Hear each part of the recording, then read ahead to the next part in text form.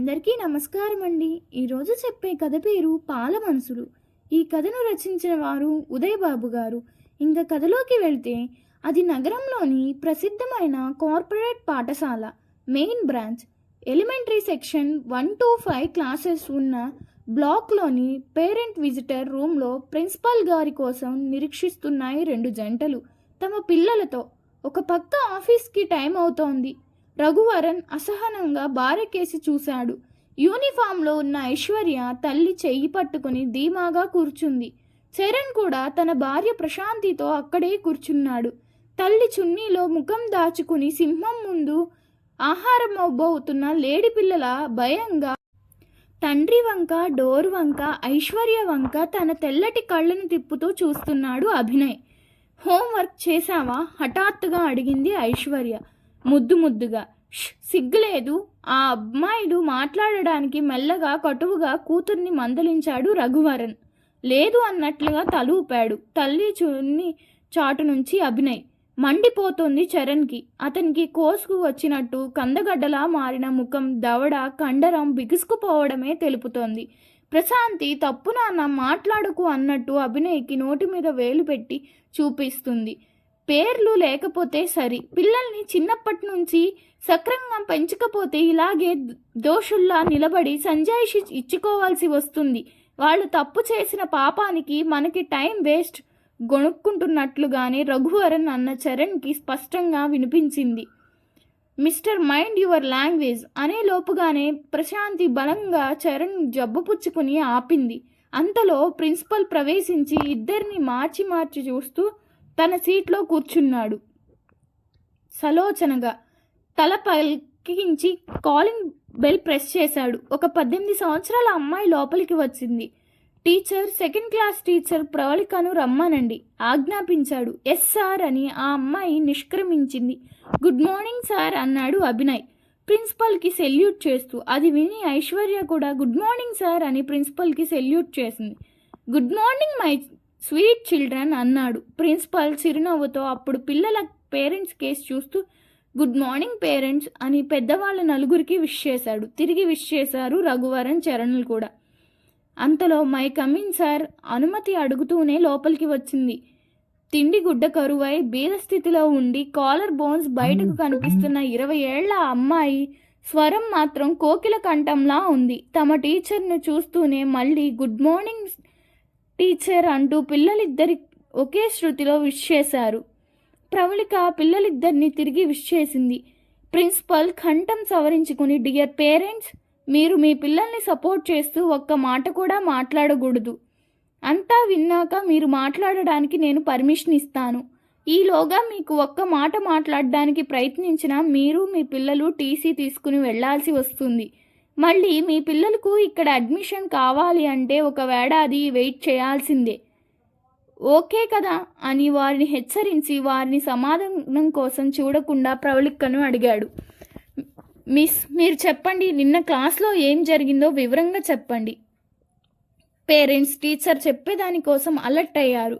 Sir, నా second క్లాస్లో 2 ఐశ్వర్యలు ఉన్నారు. కే ఐశ్వర్య ఈ పాప, ఎం ఐశ్వర్య ఆ పాప. పుట్టినరోజు డ్రెస్ వేసి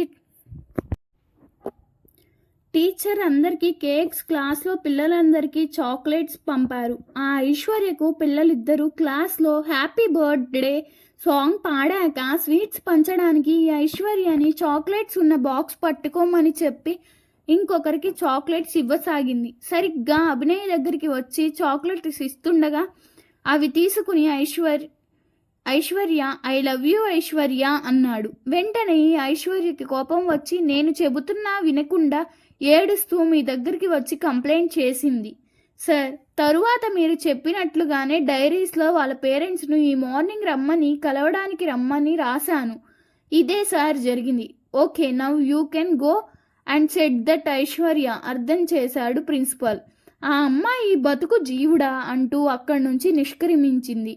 విన్నారుగా పేరెంట్స్, అది జరిగింది. అమ్మాయి Aishwarya please come to me పిలిచాడు ప్రిన్సిపల్. సార్, పిలుస్తున్నారుగా, వెళ్ళు. నిన్ను అలాంటి మాటలు అన్న వాళ్ళకి లేని భయం నీకెందుకు? ధైర్యంగా సార్ అడిగిన దానికి సమాధానం చెప్పు. నేనున్నాగా. ఇక్కడ అన్నాడు రఘువరన్. ఐశ్వర్య ధీమాగా ప్రిన్సిపల్ వద్దకు వచ్చి, అభినయ్ నిజంగా నిన్ను ఐ లవ్ యూ అన్నాడా అమ్మా అడిగాడు ప్రిన్సిపల్. ఎస్ సార్, నిజంగానే అన్నాడు. నాకు భయం వేసింది, వచ్చి మీతో చెప్పేశాను. కావాలంటే కే ఐశ్వర్యాన్ని కూడా అడగండి అంది. నువ్వు కూడా ఇలా రా నాన్న, అభినయ్ని పిలిచాడు ప్రిన్సిపల్. అతను తాను అన్న దాంట్లో తప్పేముందని అతని ప్రిన్సిపల్ ముందు నిలబెట్టారో అర్థం కాని ఆ లేత మనసు ఒక్కసారిగా ఏడవసాగాడు. ప్రశాంత్ అభినయ్ని ఎత్తుకొని కళ్ళు తుడుస్తూ, తప్పు నాన్న, ప్రిన్సిపల్ సార్ ఏమనరు. నేను డాడీ ఇక్కడే ఉన్నాం కదా. సార్ అడిగిన దానికి సరిగ్గా సమాధానం చెప్పు ప్లీజ్ నాన్న. ఐ లవ్ యూ కదూ.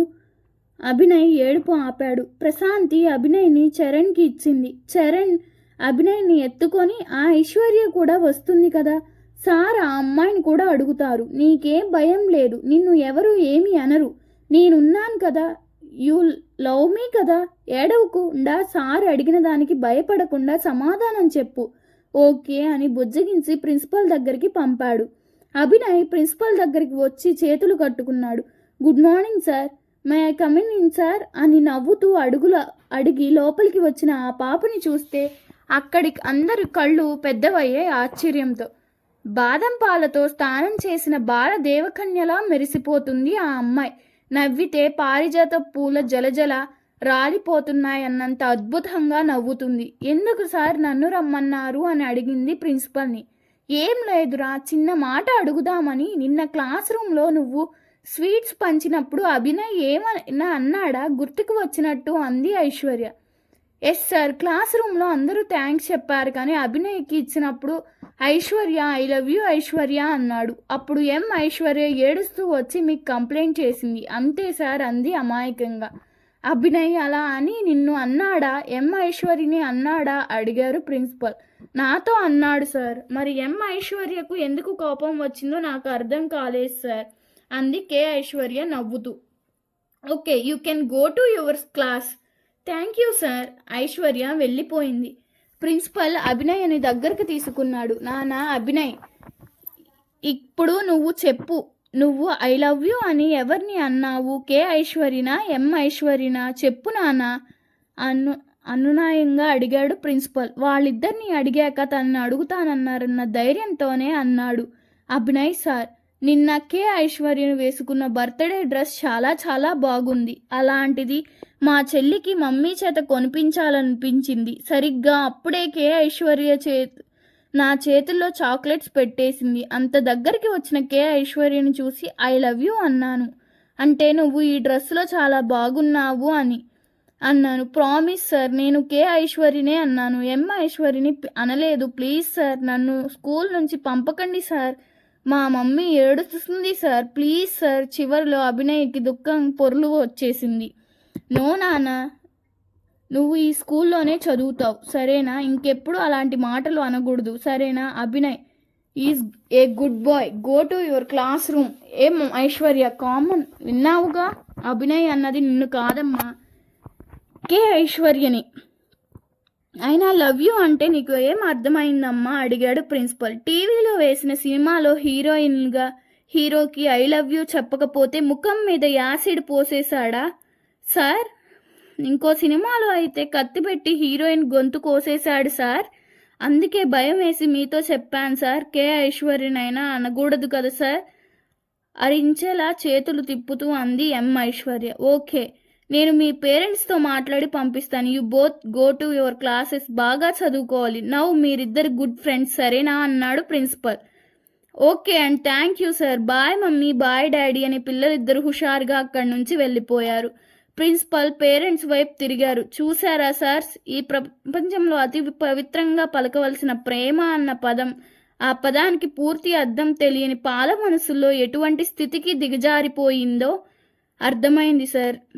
అభం శుభం ఎరగని ఈ పసి మనసుల్లో విత్తనమై నాటుకుని అది మొక్కగా పెరిగి వృక్షమైతే దానికి బాధ్యులు ఎవరు సార్? మీరా మేమా చెప్పండి. అనురాగం, ఆత్మీయత, అభిమానం ఇలాంటి అమృత తుల్యమైన మాటలున్న మన మాతృభాషకు సమాంతరంగా పరిజ్ఞానం కోసం ఆంగ్ల భాష నేర్చుకోవాల్సిందే.